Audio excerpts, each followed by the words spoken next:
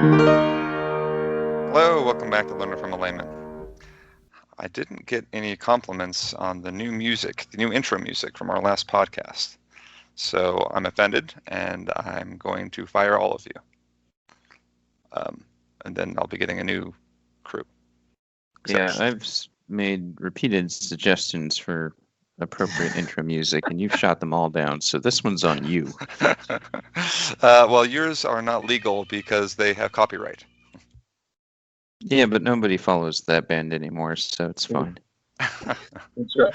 Plus, the internet and all things podcast are a wild west of. It's kind of like, Billy the Kid shooting someone in the back. Like, yeah, it's illegal, but yeah, but we literally had a podcast that was about licensing. I mean, we can't claim ignorance. All right. All right. Anyway, but this podcast, this one is about. Well, we're getting back to our history series, which I'm sure many of you have been waiting on with bated breath. And yes, whatever. Okay, so 1930s is where we're at. We left you with the stock market crash, and we're going to pick up there. But I think we're going to pass it off to Tim. I think that's where Tim finished off in the 1920s, was crashing the stock market, which is Tim's forte. Yes. Why did you do it? I love a good crashing stock market. So, all right. So yes, taking over the 1930s are one of the things best known for is, of course, the Great Depression, which was triggered by, but not necessarily caused by, the stock market crash in 1929. So fun facts for you, in between 1929 and 1932, the worldwide gross domestic product fell by an estimated 15%. And I am quoting directly from our favorite fact source, Wikipedia. But in any case, that means that the world produced 15% less stuff in 1932 than it did in, 1928 and 29. To put that in perspective, generally, GDP is growing every year. So not only did growth stop, but it dropped dramatically. And to put it in perspective, that again, drawing from Wikipedia here, we can compare that to the Great Recession, when worldwide GDP fell by less than 1%. So you can imagine kind of the drop in productivity of the Great Recession, and you can kind of imagine, or if you were alive during that time, you can remember what it was like, and then multiply that by 15, and you get the scale of the impact of the Great Depression. This was, really, really hard times. Something that most people alive, we just haven't experienced. Anyways, it lasted for approximately 10 years, ending with, spoilers, World War II. We'll talk about that next time. But yeah, and there's lots of different explanations for why it happened, what caused the Great Depression. And frankly, I'm not very qualified to talk about them a lot, but there are, some basic reasons, like insufficient demand from the private sector and monetary supply reduction and things like that. Hey, I have a question. Go for it. So you said that the GDP shrunk worldwide by 15%, right? Yeah. My understanding, though, the stretch of those 3 years. Right, is that unemployment was significantly higher, like 30% or 40% or something like that, right?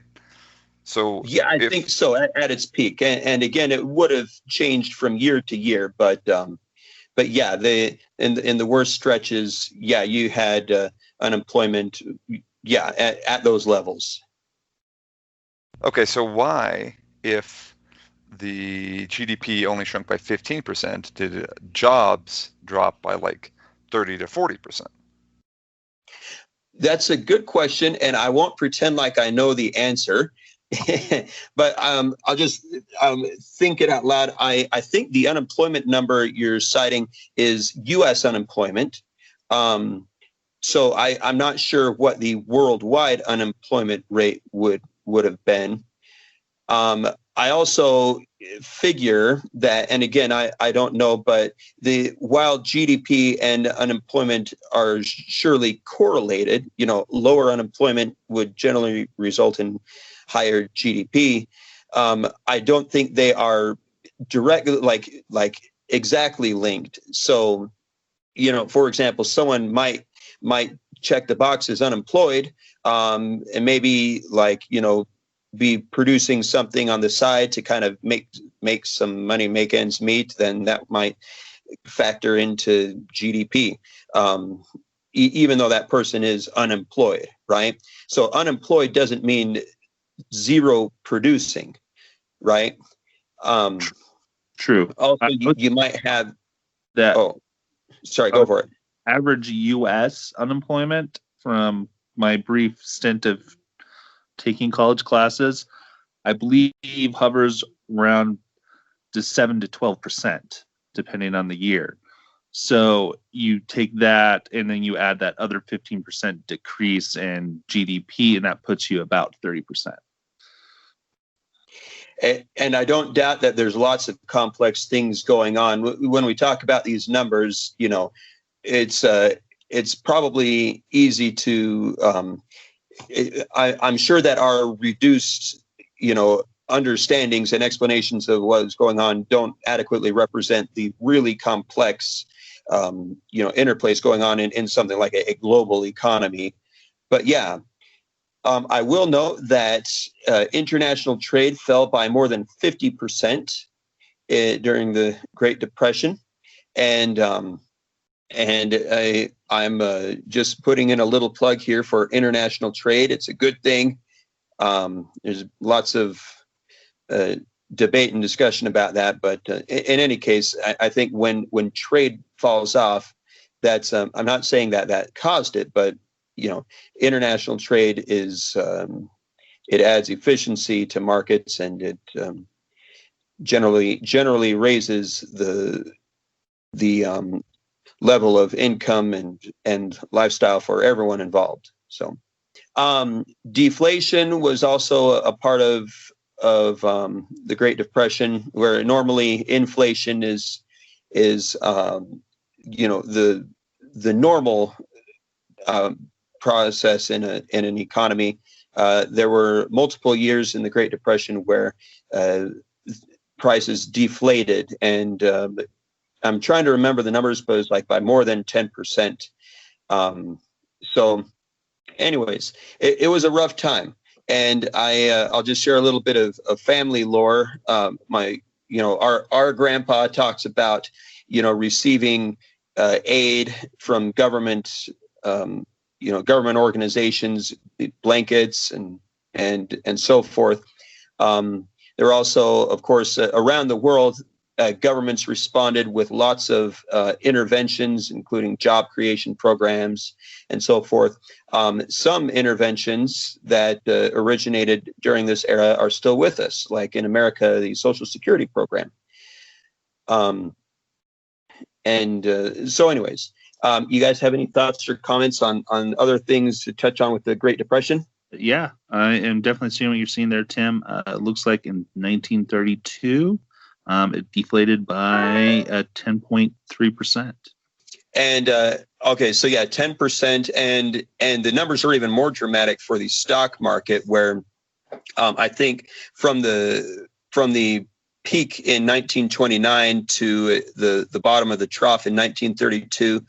Again, I can't remember the exact numbers, but I think it was in the range of 80 to 90%. So if you were buying investments in the stock market in 1929 in the bull market, then you would have lost most of it within 2 or 3 years, and it took a very long time for the markets to recover.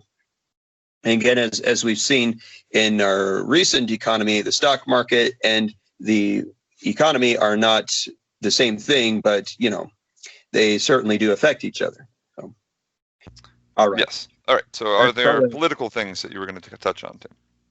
Okay. Oh yeah. Politics is more pleasant in. So maybe should we interlace that with Matt's? I don't know. Maybe we should go one after the other.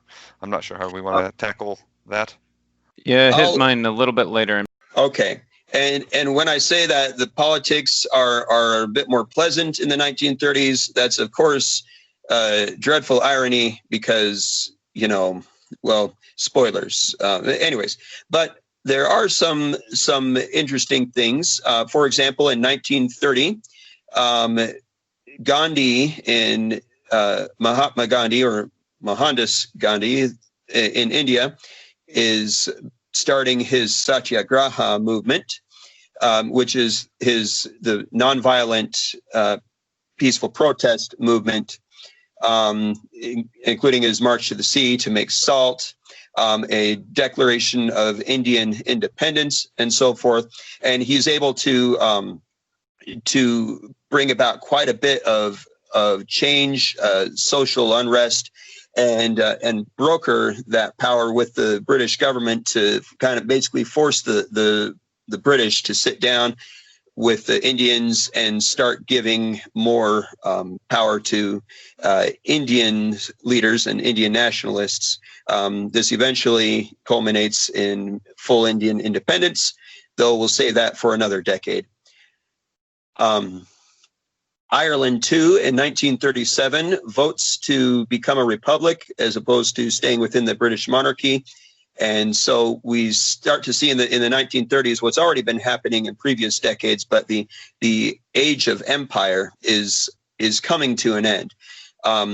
You'll see that accelerate as we get into World War II, and anyways, the effects are still with us, but we're starting to really see the British Empire, especially, and other empires as well, come to an end. In China, and Matt, you can stop me if I'm starting to cut in, because I guess this technically is a war. Were you going to talk about the Chinese revolution, Matt? Not the revolution. I mean, I'll mention it in the context of the Sino-Japanese War and some of the other things. But yeah, you go ahead and cover all of that because it's important background for the external wars that China ran into at this time as well. Oh, okay, cool. So it is a very long conflict between Chiang Kai-shek, the Chinese nationalists who were in power, and the communists who were vying for power. And the 1930s, one of the, if you learn in Chinese history, is something called the Long March. This was the nationalists were on the offensive. The Chinese communists were getting knocked back, and there was this big long march or series of marches going west and north, retreating from the nationalists. It was during this time that Mao Zedong kind of rose in leadership and came to power.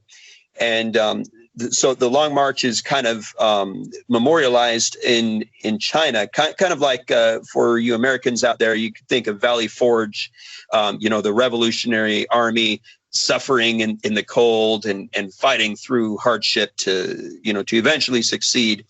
That's the story of the Long March for the Chinese communists. They eventually, so it's 2 years, 1934 through 1936, they're retreating from the Chinese nationalists, and of course they eventually recover and are able to take all of mainland China. Around that same time, the Hoover Dam was being completed. It was being built from 1931 to 1936. One of the many examples of government employment programs, basically the government saying, we need to give people jobs. Let's find some stuff for them to do. How about we build some dams? And so, they built a bunch of dams, including the Hoover Dam.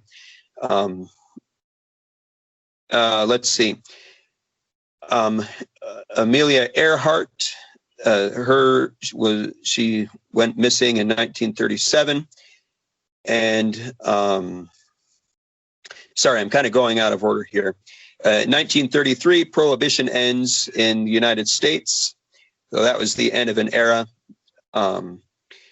And of course, one little proud to be from Arizona fact for you. Pluto was discovered in 1930 in Arizona, in You're Flagstaff. taking my material, Tim. Oh, sorry. Oh, that's right. That's that. Sorry, I get myself mixed up.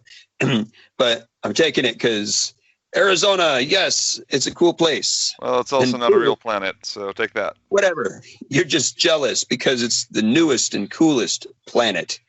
It's arguably the least cool, or I guess it would be the coolest by whatever. Anyway. I'm going to go ahead and yield on politics to Matt because a whole lot of the politics that is happening will lead us directly into, World War II. So, Matt, feel free to let me know if you want me to chime in on anything as when you're covering that.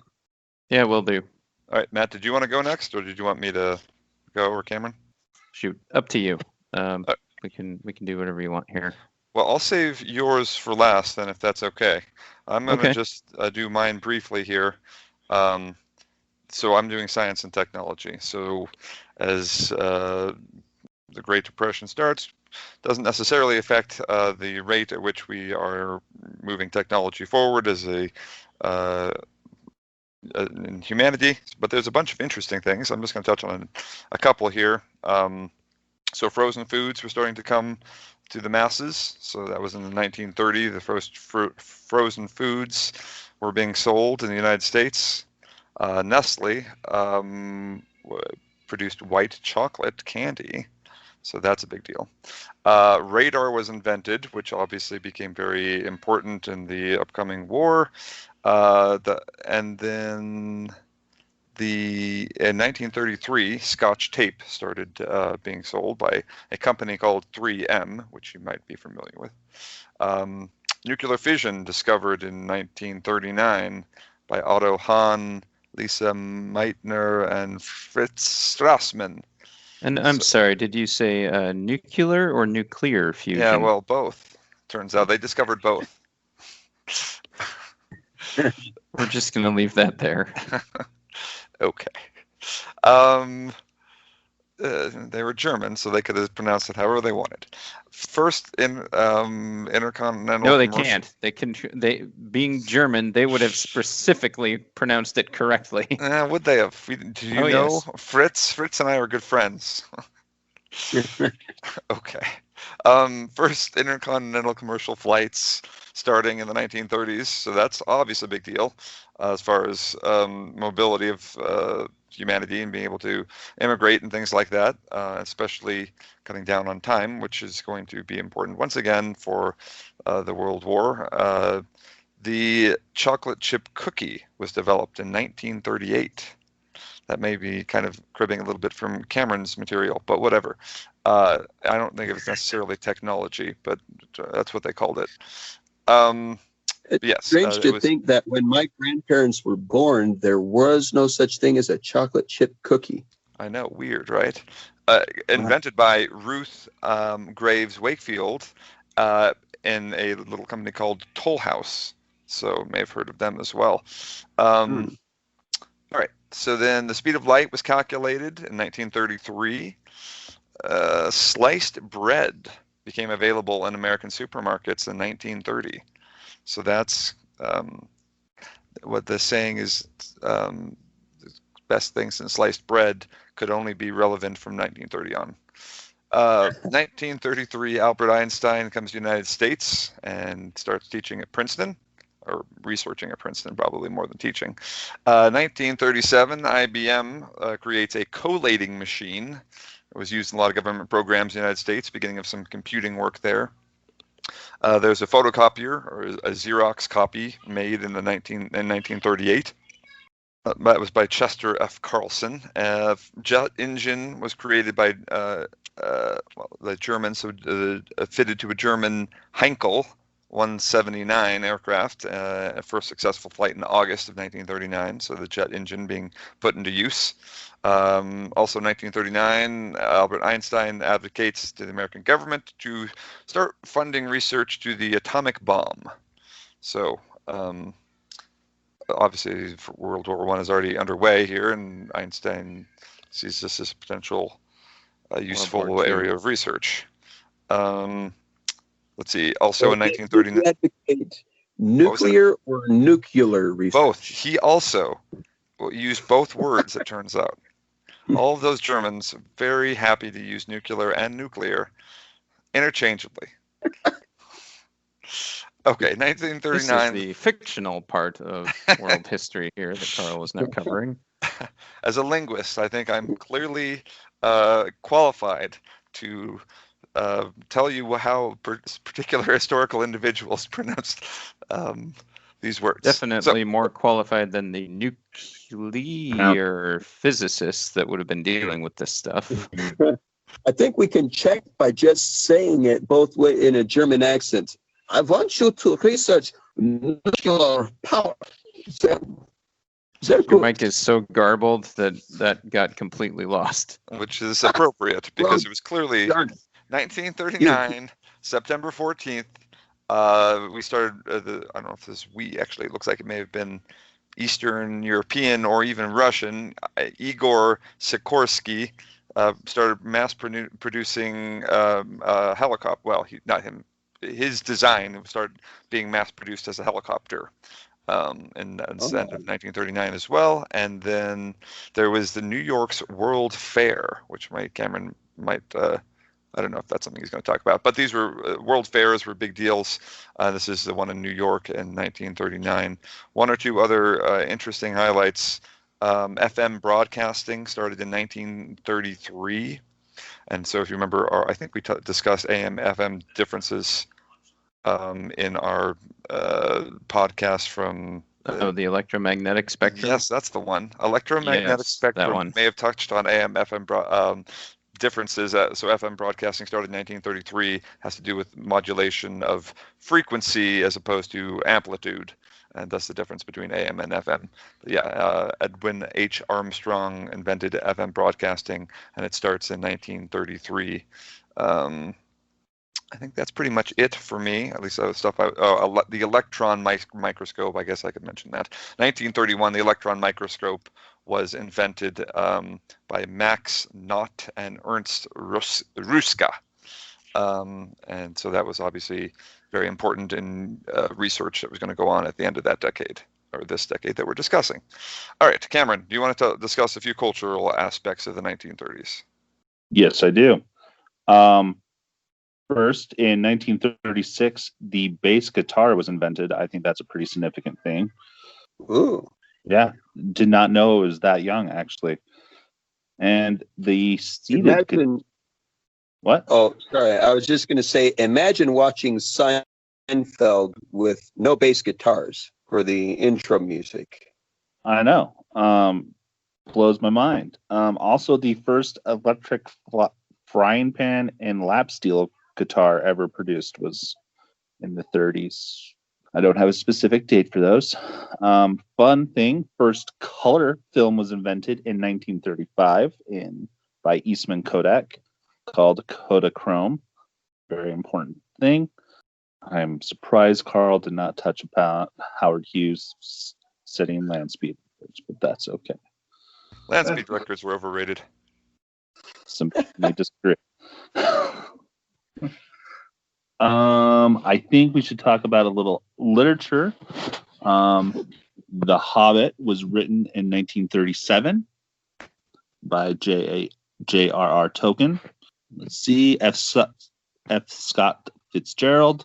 Tender is the Night in 1934. Faulkner's As I Lie Dying, 1930. Ooh, I think I listened to that one here a while ago on an audiobook. It is probably the weirdest book I have. I think it's like a stream of consciousness type book. Maybe Tim knows. It is so weird. I'm not familiar with As I Lay Dying, but I know Faulkner did weird things, and certainly stream of consciousness was, that was a thing around that time especially. So yeah, I believe you, in other words. Steinbeck is coming to fame, obviously writing about the Great Depression. Such notable books in 37 as Of Mice and Men and 39 Grapes of Wrath. So those are notable, like actual notable literature that we should probably know. But also came to rise here in the U.S. and maybe somewhere overbroad as well.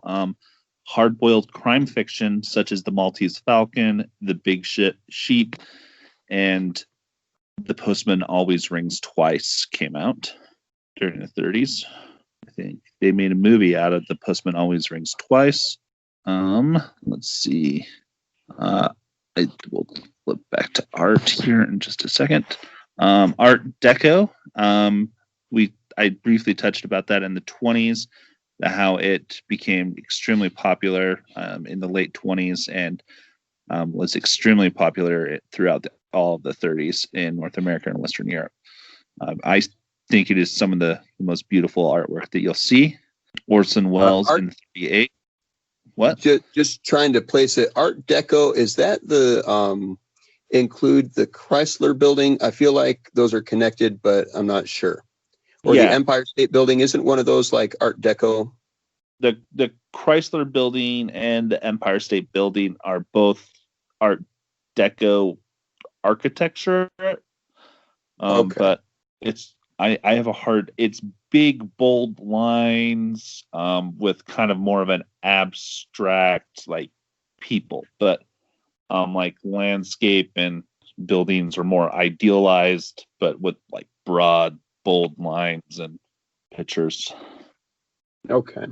Also, they became really popular during the 30s and into the late 40s, early 30s, late 40s. Propaganda art, which has got its own style. Let's touch to music really fast. Swing started to overtake jazz. Most of us probably don't know the difference. Blues music started to come out. I don't think anybody cared about my fashion stuff that I talked about. Ansel Adams.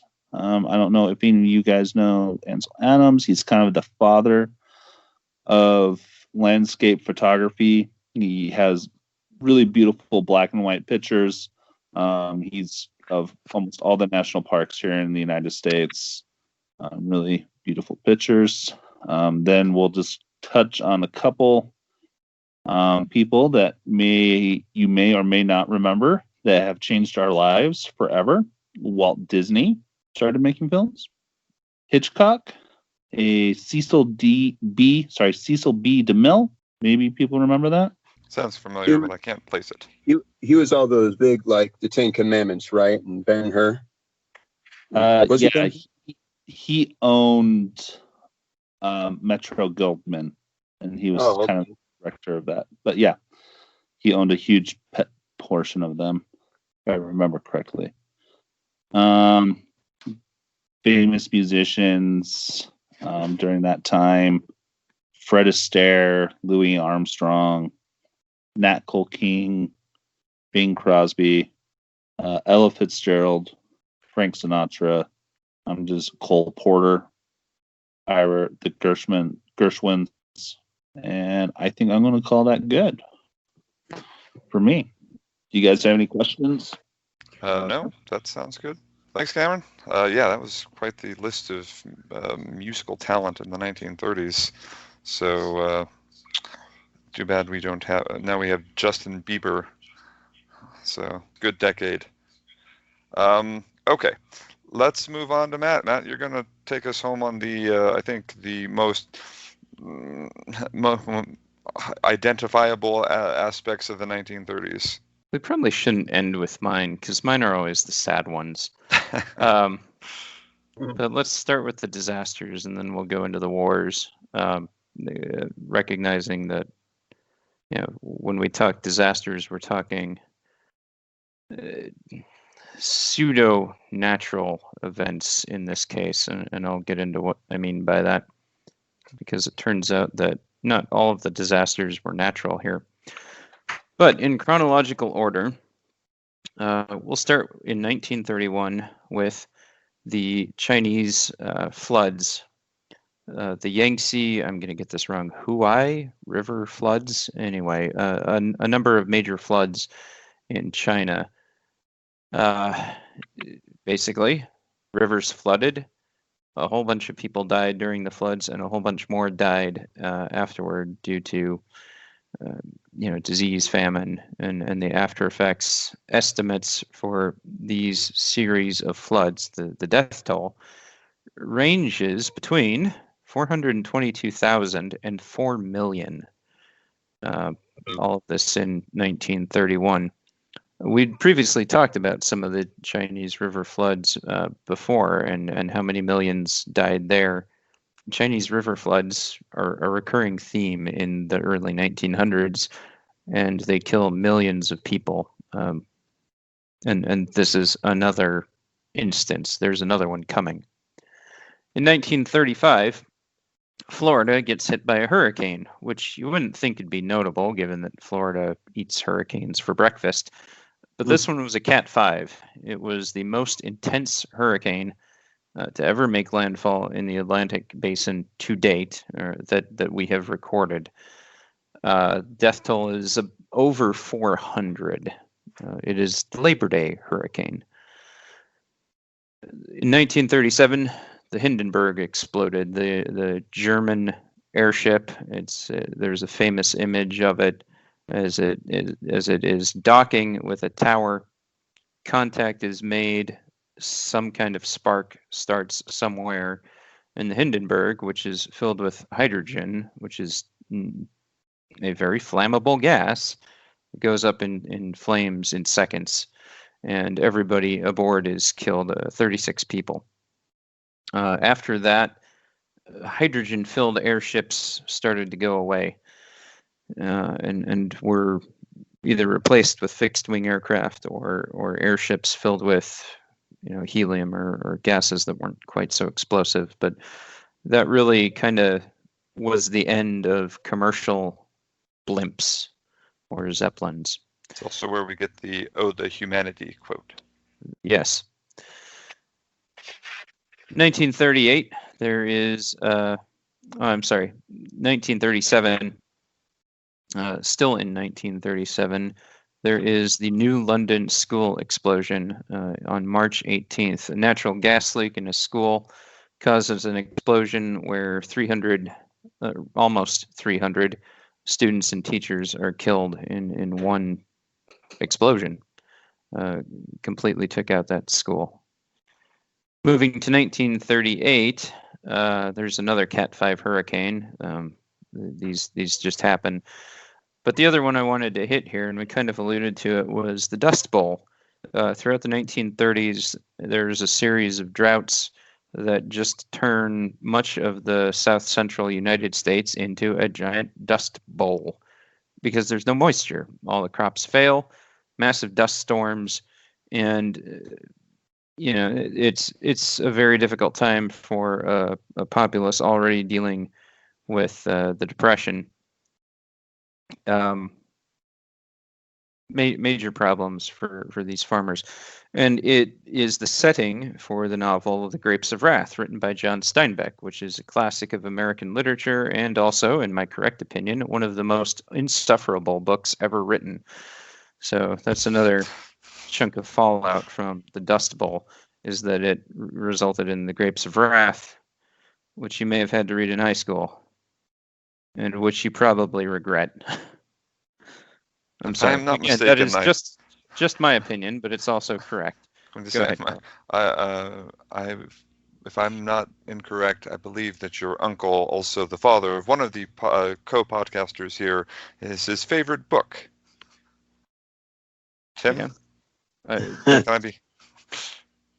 Well, good people can be very wrong about important things. it might be. I'll have to ask him. Finally, 1938 ends with some more Chinese river floods. You have the Yellow River flood, which, again, the death toll is unknown exactly, but it is towards 1 million, not quite over 1 million, potentially as high as 800,000. And this takes us straight into the wars, and we'll get back to that. But this one was not a natural disaster. This was a deliberate war-based activity, and I'll come back to it in a second. But that's the disasters of the 1930s, or rather the semi-natural disasters. Now, the man-made disasters of man slaying man, there were a number of these, and starting chronologically, I'll go through some of them. You had the American campaigns wrapping up in South America, and the Americans kind of pulled out of there. Many of the things that we talked about earlier culminated in the 30s, and that was that. But you also had in 1932, you had the Colombian Peruvian War. It was a pretty low intensity conflict, losses in the hundreds, and mostly due to disease rather than bullets. There wasn't much to say about this one. The Peruvians and Colombians signed a peace treaty and ended that war after less than a year of conflict. It ran from September 32 to May 33. A little bit more seriously down in South America. Quick question, Matt. Am I right if I'm thinking that that's the reason why Bolivia is landlocked now? Was that when they lost? You are incorrect in thinking that, because this was the Colombian-Peruvian War, not the Chaco War, which I will talk about now. So continuing on, a little bit more seriously, also starting in 1932 in June, you have the Chaco War kicking off between Bolivia and Paraguay. And this one ran until 1935. It was quite a bit more bloody. Tens of thousands of people killed on both the Paraguayan and the Bolivian side. Paraguay won against a better equipped Bolivia, but Bolivia was unable to. They faced logistics challenges that the Paraguayans were able to. Well, they didn't have the same. They beat those challenges, I guess, and they had some pretty egregious military blunders. The upshot of it was that there was a large chunk of disputed territory in the Amazon. Bolivia and Paraguay both wanted it. At the end of the war, Paraguay got 2/3 of it. Bolivia got 1/3 of it. It was believed that this area was going to be pretty rich in oil and resources.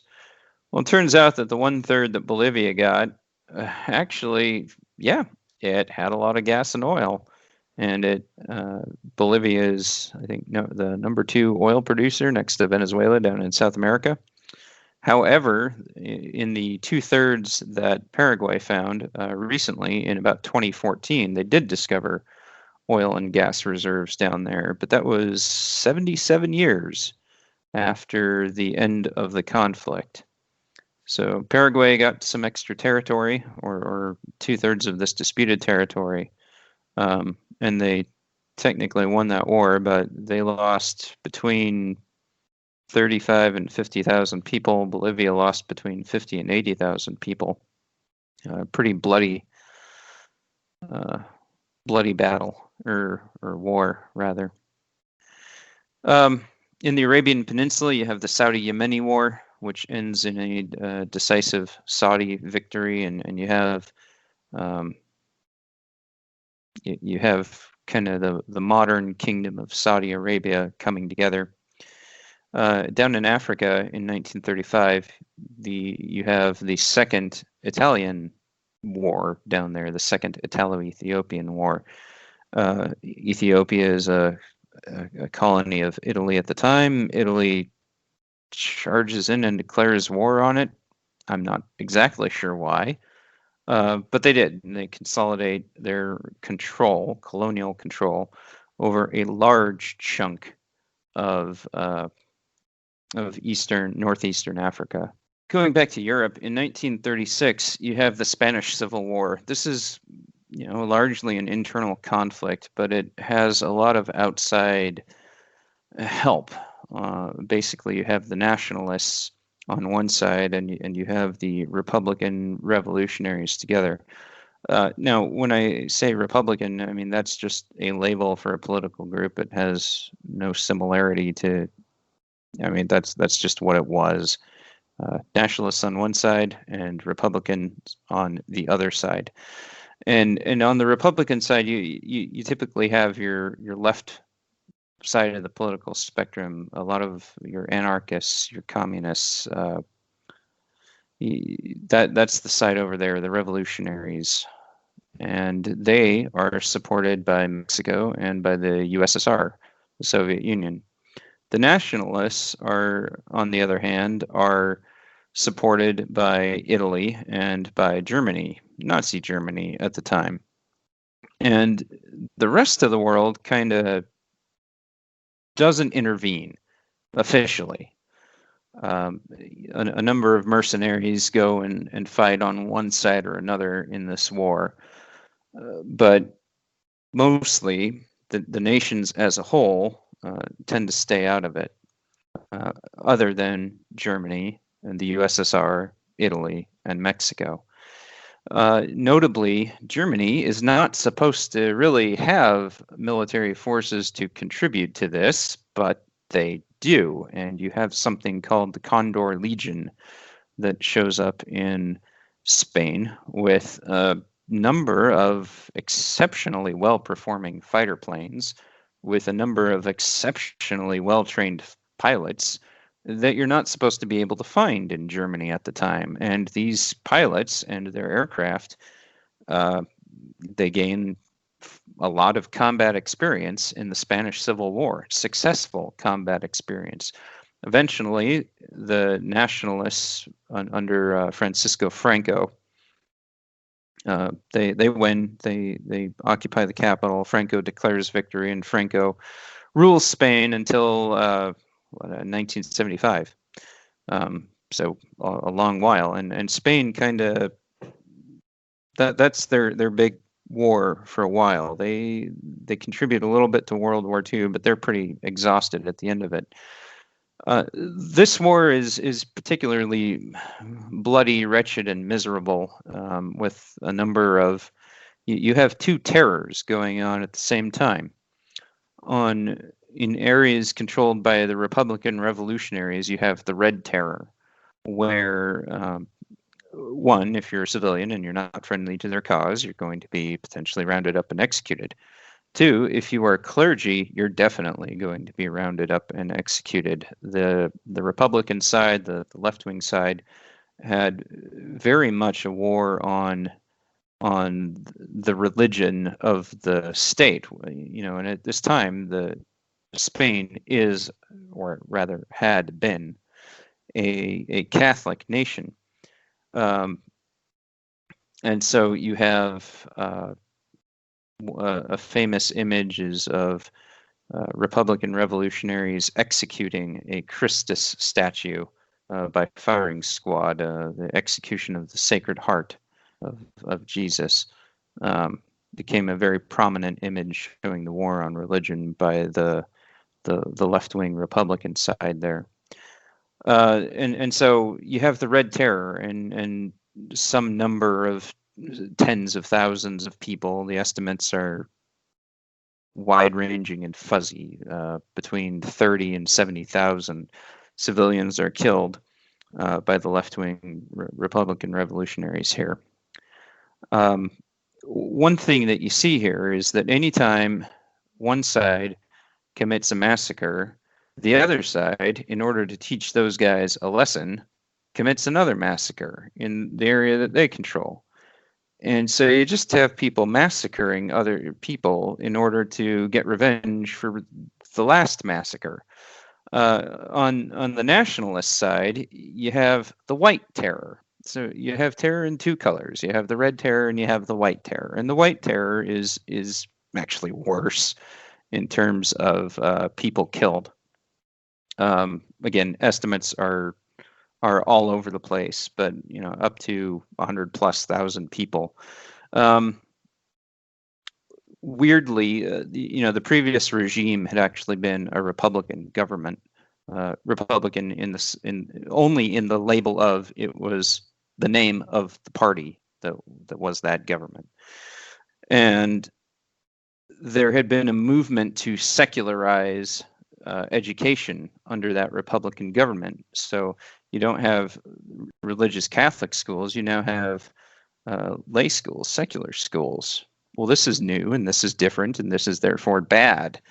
And so under the White Terror, you have school teachers being executed because they represented that aspect of the other side that the nationalists were fighting against. So this is a pretty black chapter in Spain's history. You have just a bloodletting on both sides, and you have the Russians on the one side propping up the left-wing revolutionaries. You have the Germany or the Nazis on the other side propping up the right-wing nationalists, and you have the poor Spanish populace caught in the middle, just being hammered. And it was just years of bloodletting until Franco won, and I believe that concluded in early 1939. April 1939. So that was the big war in Europe for most of the 1930s, right up until the end when it got way worse. But before we get into that, the other war that I want to talk about, the second to the last one, is the Sino-Japanese War, or Second Sino-Japanese War, I believe. So Tim talked a little bit about some of the political climate in China in the 1930s, and China was not actually China for much of that time as a nation. It was a bunch of warlords running around, fighting, killing each other. There was finally some unification under different, a warlord stronger than the others, and finally by the Kuomintang. I probably said that wrong. I'm sorry. But at the time, all through the 1930s, you have other governments putting military forces in China to secure their interests or whatever, especially along railroads. And you have Japan in particular dumping thousands of troops into China. And there's a number of things that have happened here. Tensions between China and Japan have been elevated for some time throughout the 1930s, going all the way back to 1931, when the Japanese invade Manchuria and install kind of a puppet government there. The Japanese are looking at, did I say the Chinese invade Manchuria? The Japanese invade Manchuria. Yeah. The Japanese are looking at this area for expansion because it's massively mineral rich, a lot of options for trade, which is important because of that stupid Great Depression that we talked about, and a lot of the tariffs that are put in place because of that really limited trade options for a lot of the world. And so the Japanese are now looking west at all that big chunk of land there, and they see disorganization, they see fractures, and they see floods, among other things. But in 1937, you have things really going bad. Interestingly, the PRC, the current government of China, has recently kind of revised the way that they see this war as starting. It used to be termed the 8-Year War, starting in 1937 and going to 1935. Well, they've recently decided that it is now the 14-Year War, and it should go back to 1931 when the Japanese invaded Manchuria and took it over. But in 1937, you had between 1931 to 1937, you had tension, you had occasional firefights, but everything eventually calmed down. In 1937, you had a firefight and it didn't calm down. It got bad. And it started with a Japanese private who went missing, just went AWOL. Don't know what he was doing, probably got drunk somewhere. But he wandered off after a firefight And the Japanese commanders sent a message to the nearby Chinese town demanding the right to search the town for this private. The Chinese authorities in the town flatly refused. And so the Japanese military units in the area encircled that town in preparation for an attack. Meanwhile, Private What's-His-Name wanders back into camp and is accounted for, but things have already been set in motion. The forces are in place, tensions are high, shots are fired, and you have the kickoff of the war. And it goes very poorly for the Chinese.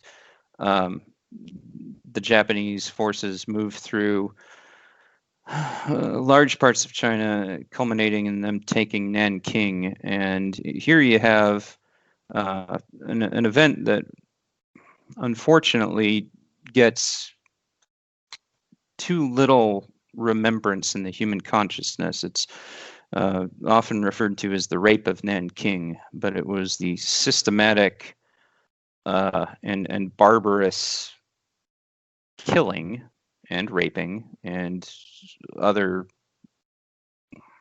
horrific acts on the inhabitants of the Nanjing province by the occupying Japanese armies.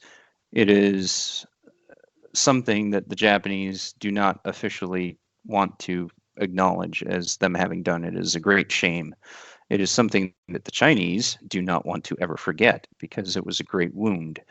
It is a horrific chapter in humanity as a whole, and I don't want to go into too much of it because it's really bad. But when you look at what happened and you consider that other humans did this, motivated by a lust for power and I don't know what, but it makes your heart hurt, and it's somewhere that we just never want to go again. And that was that. From there on, you had the Chinese government continuing to wage a war of resistance against the Japanese, and the Japanese holding their gains in China. In 1939, you had a unit of American volunteers, and these guys get all the press. But a unit of American volunteers went over to China to help support the Chinese national government against the Japanese. It was a fighter, a military Air Force fighter unit, and they became known as the Flying Tigers. And they've kind of entered into the status of an American legend, if you will. They flew planes with shark mouths painted on them, and that was awesome. Recently declassified that they were not American volunteer mercenaries. They were American Army Air Force pilots being paid by the Army Air Force fighting in China against the Japanese. They did not enter combat action until later in December of 1941, which happened to be some days after Pearl Harbor was attacked. But you had that group over there, among others, who were fighting on the different sides. But World War II, we talk about that starting with Germany's attack on Poland. And yes, that was the event that triggered the European nations and to jump into it. And then in 1941, you had the Japanese attack on Pearl Harbor, and that's what brought the United States into it. But this conflict, the Sino-Japanese War, could be considered and probably should be considered as part of that World War II setting, because it definitely was. It was Japan looking to expand their sphere of influence and their power, and succeeding for a large portion of the early war years, and taking those possessions or taking that area of influence in China. We'll move back over to Europe, and we'll talk about the start of World War II. Last major event for the 30s. In 1939, in September, Nazi Germany attacks Poland. There had been a number of precursors set up here. Germany engaged in a couple false flag operations where basically you have Germans dressed up as Poles or militia or terrorists, I don't know, running around and doing things, blowing up stuff. And Germany then uses this as a pretext to invade Poland, because nobody wants to be the bad guy and just invade for the sake of invading. You always want to have a pretext. And kind of missed it, but 1931, when the Japanese invaded Manchuria, that started with a false flag incident. A Japanese army lieutenant set off essentially a bunch of firecrackers next to a rail line in China. The Japanese then used that as an excuse to say, hey, your security is weak, you're endangering our stuff, we're moving an army in here, and so they did. More or less the same thing has happened here now with Poland, and using a new form of warfare called Blitzkrieg, which is where you just go fast and hard. You keep them off guard. You don't give them a chance to organize or even call up their forces. Just before they can react, you're already there and you're pointing guns at them, or you've shot them, or you've dive bombed them. Germany did all of those things. They just swept into Poland and took it down. And the Poles put up a remarkably valiant resistance, but were completely overwhelmed by Germany coming in on the one side and then the Soviets coming in on the other side. At the same time, Germany does this. Britain, the UK, issues an ultimatum. Hey, stop, get out. You're violating all the treaties that we said you had to abide by. Germany says no. And then Britain and France both declare war on Germany near the end of 1939. At the same time, the Soviet Union looks at some of those Balkan, Estonia, Latvia, Lithuania, and Finland, and basically says the security situation is so bad here that we all need to sign mutual defense agreements wherein we will graciously station a large wad of Soviet troops in your territories to protect you. Sign here. Lithuania, Latvia, and Estonia look at that and go, okay, I guess it's the end for us. And they sign, and it's the end for them. Finland looks at that and says, no.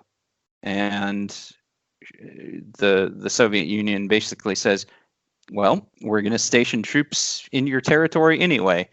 The Soviet Union is kicked out of the League of Nations for this, much like Japan had been booted out of the League of Nations for their operations in China. But they don't care. The League of Nations was so weak and ineffective at the time that it might as well, it was just a figurehead. And so you have the Soviets now massing a large army to invade Finland, and they do invade Finland, and they promptly get shot to pieces. Turns out the one thing worse than invading the Soviet Union during the winter is invading Finland during the winter, if you are the Soviet Union. They roll in with thousands of men, tanks, just a ridiculous mass, and the Finns just chew them up. Eventually, the Finns concede a little bit. They give up minimal territorial concessions just because the numbers game is so far against them, but they inflict such damage on the Soviet war machine. It just an outsize resistance put up by this group of Finns, who promptly become the darlings of the world for standing against the sweeping red tide coming in from the Soviet Union. But I'm cheating a little bit. That kind of wraps up in 1940, and we're supposed to be focused on the 30s. But that is where we will leave it. The Germans, the Nazis are now in control of Poland. They are starting to look around them toward the rest of Europe. The Soviets are now forcing themselves on Lithuania, Latvia, and Estonia, and are getting ready to charge into Finland and starting that operation, which goes disastrously bad. And the United States is kind of looking at this and not overtly doing anything yet. But that's where we will leave the world at the end of 1939 before we get into the 1940s. All right. Thanks, Matt. A lot of good, well, not good information, but information that is Yeah, poignant. Intense. It's important to remember this kind of thing. Yeah. You know, it's important to, one, not let yourself be destroyed by this. You don't need to go into a depression about what humanity has done, but it's important to keep this in our human consciousness. These things happened. They were real. They are the dangers that you get from different, well, when people want things badly enough that nothing else matters, be it power, be it an identity, be it a superiority, be it whatever. These types of things can happen, and it's important to remember that. Yeah, for sure. And leaving people obviously on a cliffhanger this time, like we did in the 1920s. Hopefully, we'll do the next podcast in the 1940s more timely, in a more timely fashion. But yeah, we'll leave you with Germany controlling part of Europe. And with that, we invite you. Oh, I was going to do a quick recap of. So our listener base is growing in India and the United States. Obviously, we're doing pretty much across all 50 states now. So Canada, you need to step up your game. It's been very depressing. Anyway, thanks everyone for listening. We'll be back again soon. Until then, listen to our other podcasts and let us know what you think. Thanks.